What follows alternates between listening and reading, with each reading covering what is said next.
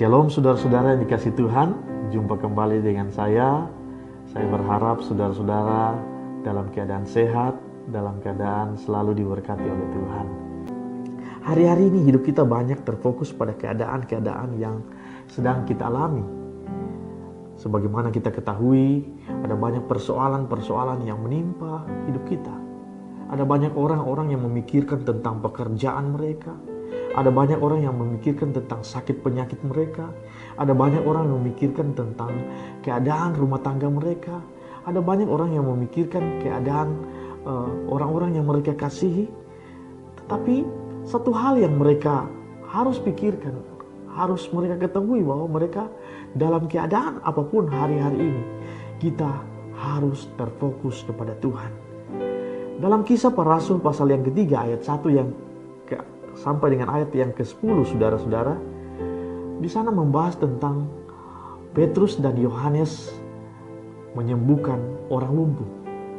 Petrus dan Yohanes menyembuhkan orang lumpuh. Kalau kita baca perikop ini, saudara-saudara, dikatakan bahwa suatu hari menjelang waktu sembahyang, yaitu ketika sore hari, saudara-saudara, seperti kebiasaan orang-orang Yahudi, setiap jam 3 petang mereka harus masuk ke dalam bait Allah untuk sembahyang. Nah, di situ Petrus dan Yohanes juga melakukan hal seperti itu. Nah, dalam perjalanan mereka ke dalam bait Allah, di depan pintu masuk bait Allah, saudara, ada sebuah gerbang yang bernama Gerbang Indah. Di sekitar pelataran Gerbang Indah itu ada banyak orang-orang lumpuh, orang-orang sakit yang berbaring di situ untuk meminta sedekah. Nah, tersebutlah dalam kisah ini ada seorang lumpuh. Orang yang sudah lumpuh begitu lama, saudara. Dan Petrus dan Yohanes menghampirinya dan menyembuhkan orang lumpuh itu dengan kuasa nama Tuhan Yesus. Nah, saudara-saudara yang dikasih Tuhan, ketika Petrus dan Yohanes melihat orang lumpuh itu, dia berkata kepada orang lumpuh itu, "Emas dan perak tidak ada padaku, tetapi apa yang kupunyai akan kuberikan kepadamu." Nah, saudara-saudara yang dikasih Tuhan, orang lumpuh itu pertama-tama, dia ketika dihampiri oleh Petrus dan Yohanes, dia berpikir bahwa dia akan mendapat sesuatu dari Petrus dan Yohanes. Tetapi lama-kelamaan dia memperhatikan apa yang dibawa, apa yang ada di tangan Petrus dan Yohanes. Tidak ada apa-apa, saudara. Dia berharap Petrus dan Yohanes akan membawa uang. Tapi kenyataannya, ketika Petrus dan Yohanes mendekatinya, Petrus dan Yohanes tidak membawa apa-apa. Kemudian orang lumpuh itu terus tertunduk dan dia mulai berpikir apa yang akan diberikan oleh Petrus dan Yohanes. Tiba-tiba Petrus dan Yohanes berkata, "Lihatlah kepada kami. Lihatlah kepada kami." Nah, kata "lihatlah kepada kami" artinya dia mengajak orang-orang itu, orang lumpuh itu untuk melihat, untuk terfokus kepada Petrus dan Yohanes yang membawa nama Yesus. Nah, saudara-saudara, Tuhan di sini mengajarkan kepada kita, Tuhan menginginkan hari-hari ini kita terfokus kepada kuasanya. Kita terfokus kepada pribadi Yesus yang luar biasa itu. Apapun persoalan yang kita hadapi hari-hari ini, apapun keadaan yang kita hadapi hari-hari ini, mari kita tetap terfokus. Mata kita, iman kita, kepercayaan kita terfokus kepada Tuhan. Saya teringat saudara-saudara dalam kisah tentang perempuan pendarahan 12 tahun yang terdapat dalam Matius 9 ayat 20. Di sana berkata bahwa pada waktu itu seorang perempuan yang sudah 12 tahun lamanya menderita pendarahan maju mendekati Yesus dari belakang dan menjumbai jubahnya. Nah, saudara-saudara yang dikasih Tuhan, dikisahkan dalam perikop itu, saudara, seorang perempuan yang sudah 12 tahun lamanya dia mengalami sakit pendarahan. Bahkan dia di Alkitab mengatakan sudah banyak dana, sudah banyak usaha, sudah banyak uang yang dia keluarkan untuk pengobatannya. Tetapi usahanya itu sia-sia. Suatu ketika dia melihat Yesus. Dan dia mulai terfokus kepada jubah Yesus, terfokus kepada Yesus. Dia berkata, asal ku jamah jubahnya, aku pasti sembuh. Nah, saudara, kenapa perempuan itu bisa sembuh? Karena hidupnya terfokus kepada Tuhan. Tiba-tiba terfokus kepada Tuhan. Dia beriman kepada Tuhan. Walaupun orang lain tidak memperdulikan dia. Walaupun orang lain tidak menganggap dia. Walaupun orang lain sudah meninggalkan dia. Walaupun keadaan hidupnya sepertinya sudah tidak ada harapan. Tetapi dia, satu hal yang kita lihat, kita bisa pelajari. Hidupnya mau terfokus kepada Tuhan. Sehingga dia mengalami kesembuhan daripada Tuhan. Nah, saudara-saudara, suatu ketika Tuhan menghukum bangsa Israel.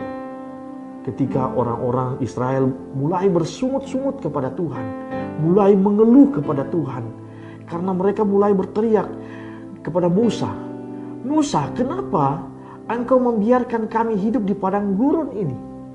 Biarlah kami hidup di Mesir sebagai budak, tapi kami masih bisa makan. Tetapi di padang gurun ini kami tidak dapat apa-apa, tidak ada makanan, tidak ada minum. Nah, saudara-saudara yang dikasih Tuhan, Tuhan menghukum mereka.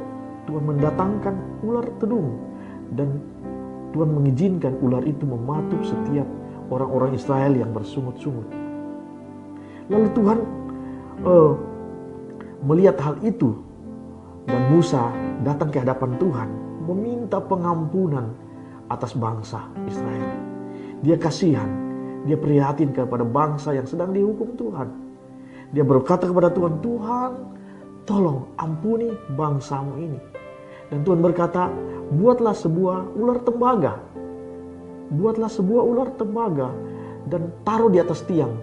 Dan barang siapa yang dipatuk ular, setiap orang yang melihat tertuju kepada patung ular tembaga itu, maka mereka akan sembuh. Nah, saudara, apa yang menjadi pelajaran di sini? Apapun persoalan yang kita hadapi hari-hari ini, kalau kita tetap terfokus kepada Tuhan, maka pertolongan, pemulihan daripada Tuhan itu akan kita alami di masa-masa sekalipun seperti ini. Nah, saudara-saudara yang dikasih Tuhan, saya juga melihat hal yang sama seperti yang dialami oleh Nuh dan anak-anaknya. Keluarga Nuh diselamatkan oleh Tuhan. Tahukah saudara-saudara yang dikasih Tuhan, ketika Allah menyuruh Nuh membuat bahtera, membuat kapal yang begitu besar itu, Tuhan tidak menyuruh Nuh membuat jendela-jendela dari kapal itu. Tetapi Tuhan menyuruh Nuh membangun bahtera yang besar itu dengan luar biasa, tanpa jendela, tanpa sesuatu yang bisa mereka pakai untuk melihat keadaan sesuatu apa yang sedang terjadi di luar. Apa maksudnya di sini, saudara-saudara? Di sini kita bisa pelajari tentang kisah itu, supaya mereka hanya bisa terfokus kepada Allah saja. Mereka hanya bisa memandang ke arah atas. Mereka tidak bisa memandang ke kiri dan ke kanan. Mereka tidak bisa memandang ke bawah. Mereka hanya bisa memandang ke atas. Karena apa, saudara-saudara? Kita, Allah, menginginkan kita umat-umatnya hanya terfokus kepada Tuhan saja. Dalam kondisi apapun, dalam situasi apapun yang menimpa kehidupan kita. Nah, saudara-saudara yang dikasih Tuhan, itu hal yang pertama yang perlu kita persiapkan untuk kedatangan Tuhan Yesus yang kedua kali, yaitu mari hidup kita selalu terfokus kepada Tuhan. Dan yang kedua, saudara-saudara, yang perlu kita persiapkan adalah mari kita tetap hidup dalam kasih. Mari kita tetap hidup dalam kasih. Dalam Efesus pasal 5 ayat 2 berkata, dan hiduplah di dalam kasih sebagaimana Kristus Yesus juga telah mengasihi kamu dan telah menyerahkan dirinya untuk kita sebagai persembahan dan korban yang harum bagi Allah. Nah, Tuhan Yesus telah mengajarkan kita, memberikan teladan kita tentang teladan kasih. Mari kita menjadi berkat bagi orang lain. Berkat yang kita beri tidak harus berupa materi. Berkat yang kita beri tidak harus berupa sesuatu yang berharga, yang seperti uang. tetapi bisa seperti doa kita, semangat kita, motivasi kita kepada orang lain yang bisa memberkati orang lain. Itu merupakan tanda kita mengasihi orang lain. Nah, saudara-saudara yang dikasihi Tuhan, dalam Kisah Para Rasul pasal 3 ayat 6 di sana Petrus berkata, emas dan perak tidak ada padaku, tetapi apa yang kupunyai akan kuberikan kepadamu. Mungkin dalam hari-hari ini saudara ingin berbuat baik kepada orang lain. Saudara tidak punya apa-apa untuk bisa memberkati orang lain, tapi saudara bisa punya motivasi, bisa punya doa, bisa punya semangat bagi orang lain. Itu saudara sedang mengasihi orang lain. Petrus berkata, emas dan perak tidak ada padaku, tetapi apa yang kupunyai akan kuberikan kepadamu. Nah, saudara-saudara, apa yang dipunyai oleh Petrus dan Yohanes bukan emas dan perak, tetapi yang diberikan adalah demi nama Yesus orang Nazaret, berjalanlah. Kata Yesus di sini dalam bahasa Ibrani, saudara, memiliki kata Yeshua. Yeshua artinya penyelamat. Nah, kata Yesus dalam bahasa Yunaninya juga berkata penyelamat. Artinya Yesus adalah Tuhan yang menyelamatkan.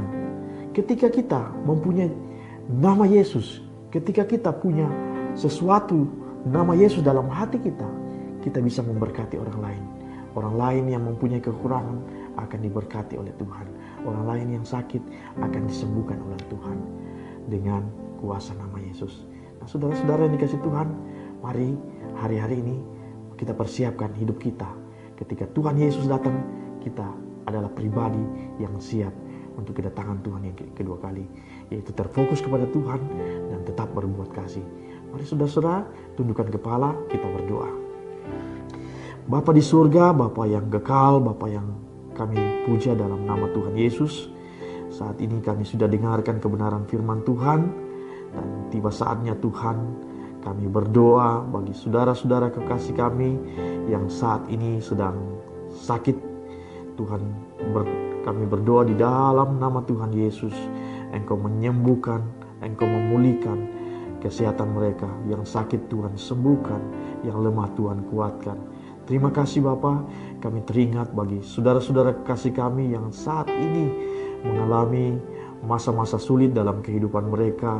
Bapa, di dalam nama Tuhan Yesus, sama seperti Engkau mencukupkan segala kebutuhan hamba-hambamu, umatmu ketika di padang gurun, Tuhan memberi makan kepada orang-orang Israel. Hal ini juga Tuhan akan lakukan kepada orang-orang yang berharap kepada Tuhan. Terima kasih Bapa di surga, kami berdoa dan mengucap syukur. Haleluya, amin. Nah, saudara-saudara yang dikasihi Tuhan, jika saudara-saudara membutuhkan doa, saudara bisa menulis komentar saudara di bawah ini. Saudara bisa menyampaikan keluhan-keluhan saudara, pokok-pokok doa saudara. Saya akan bersedia mendoakan hidup saudara. Tuhan Yesus memberkati. Sampai jumpa